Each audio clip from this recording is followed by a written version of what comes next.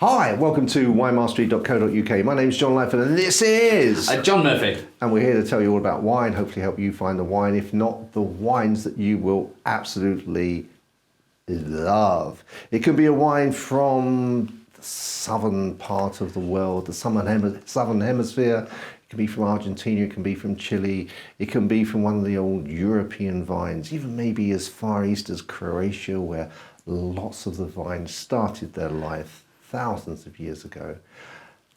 We'll find you a wine that you will absolutely love. That's the plan, John. That is the plan. I think we're doing quite well. Yeah, we're doing well. There are now, I think, something like 550 videos where we go through a lot of different wines and hopefully through those. And we will be looking to now sort of streamline those into some playlists where, you know, you can actually sort of fine-tune your desire for wine. Sounds a bit fancy, that, John. I know, I like fancy. Well, sometimes. So on this particular occasion, we are tasting a Spanish wine, and it's a wine from the southern Spain. And when I picked this up, because it was just literally as I was going to the supermarket, I sort of just grabbed the bottle. And it looks interesting, and I picked it up because I thought it was a Rioja, because I know John loves Rioja. And when I got it home, I realised actually it wasn't a Rioja. Rioja being grown in the north of Spain, this particular wine is produced in the south of Spain. But even the more interesting to taste. No, definitely, yeah. Spanish wines in general will do me. I'm a particular fan of Rioja. You are. You love it, don't you? I do love a Rioja. He does love a Rioja. So, this isn't a Rioja, but don't let that put you off, John. You might enjoy it. You never know. I'm willing to give it a go, John. Okay, let's do it. Alrighty. Okay, I know what the first thing you're going to say about this. You do? I do. You do? I do. What do you think I'm going to... I can see. It's got like a brownie tinge. Yeah. It almost has a look of a port. Yeah, I know what you mean. Yeah, that tawny sort of. Yeah. I think it's an aging thing, isn't it? I think when you get to a certain age, you are going to get that kind of colour, which is fine, absolutely fine by me. Right, so I'm going to get stuck straight into this one. Hold on. There's something about it. It's got that sort of, even though it's not Rioja, it's got a very similar nose to Rioja, hasn't it? I think it's the oak, isn't it? Because it's been in oak, so the oak's there, but it's the hint of leather. It's like, it gets me every time. It's like, well, let's not go into your personal life. It's not. I've got a Chesterfield. That's why. That's all it is. Nothing else. Okay. But again, it's one of these that you can. I think we're all very different, aren't we? And we all like certain things, and that for me just smells like home. It smells like something out. One of these where I could just spend 10 minutes with that. And it is. It's nice. It smells nice. It smells lovely. It does smell lovely, and also I think after you've been tasting for a wine for a while, you get to sort of recognise some of them, and it sort of takes you back to when you first tasted them or when you first experienced them. And for me, this does remind me of Spain and being with customers in Spain and having delightful afternoons eating Spanish ham and drinking copious red wine. Yes. Right, John, I'm going to taste this. Okay.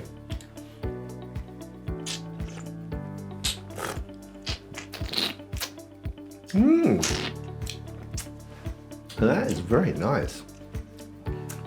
It is. It's very nice. Just makes me smile. It does. It makes me smile because it's not the balance is there. The tannins are there, but just the right amount. The fruit is there, but not sort of. It's not sort of like the cordial. It's just that balance, and the alcohol content. It's just 14%. I can find out for you, John. Well, I think, I'm not sure if it's 13.5. Close. 13.5. Yeah. But it hasn't. There's still a big amount of alcohol in there. It is. Yeah. It doesn't taste like it, though, does it? No, it doesn't. It hasn't. You're completely correct with that. It's the balance. Because the tannins are quite powerful in there, but they come across as so soft. It's well balanced. This is how I enjoy wine. And there's a fair amount of length there as well, isn't it? It's just like, you drink it, you don't have to immediately go back to it, although the temptation is to go back to it because it does taste so nice. But it's it's a nice balanced wine. Oh yeah, that for me, that works. It's not the heaviest kind of Rioja style or Spanish wine I've had, but that's fine right now. This is exactly what I'm looking for. Yeah, and it doesn't always have to be heavy, as we've always said that there are occasions, moods dictate that you want a different wine, maybe in the summer, back to the lawn, you want a nice light white wine. But this is just hitting the spot at the moment, isn't it? Whatever mood we're in, this is really hitting the spot. I'm saying exactly the same. This is very nice. A great colour. I mean, it is different. Isn't that browny hue to it? It's I'm really, really enjoying this. I mean, I know. You could imagine drinking a bottle of this to yourself, couldn't you? Easily. I know I'm not really saying that because I'm just thinking, oh, this is delicious. It is very delicious. So, would you personally, John? Would you eat anything with this, or would you say no? I just want to enjoy this on its own. Or if you were to eat something with it, what would that be? This is a very hard one, that isn't it? Because I could happily drink that all day long on its own. But if you were, obviously this would be more kind of duck orientated, I would say, with that. That's completely different connotations in Derbyshire. What? Duck. Get a duck. Duck, and I think I'm saying that because I've been having a lot of duck of late. I have. Have you? I have, yeah. Not like that. No, I cooked some duck breasts a few days ago, and I completely ruined them, and I was so bitter about it and beating myself up about it. So we got duck a few days after, and I cooked it to perfection. And I'm just thinking, and now I think I'm on that thing. But yeah, that would just perfect. So duck for you, and cheese-wise? Duck for me. Cheese-wise, again, obviously, I know it's going to be stereotypical now, but it was the third favorite. The Manchego is going to go with that, and I know it's a Spanish cheese and it's a hard cheese, but there's some things that you can't split up. One thing here in Yorkshire, Christmas cake with cheese is a big thing, and Wednesdale and Christmas cake go together so well, and fruit cake in general. And every year without fail, we try, because there's so many territorial cheeses or like white crumbly cheeses, and I'm always thinking surely there must be one that works better than Wensleydale, or the Horse Wensleydale in particular. And I've never done it, never, and I've tried a lot of times. It just works magic, and that's what I mean when that would just go with the Manchego, and it just has a natural magicness about it. Yeah, I mean it is absolutely. I just get that totally. That is a lovely, lovely wine. Now this wine, John, you will be surprised to know, only costs $5.99. That is dangerous to know. Is what that is at $5.99. Yeah. So with that in mind, what would you like to score this at? Oh. You just get me down the alley there now. I know fine well. Oh, crikey, because that price has made a massive difference as well, so I'm going to have to be very generous with this one. It's my style of wine. It's not the heaviest kind of style of Spanish wine I've had, but for right now, John, I would score that there.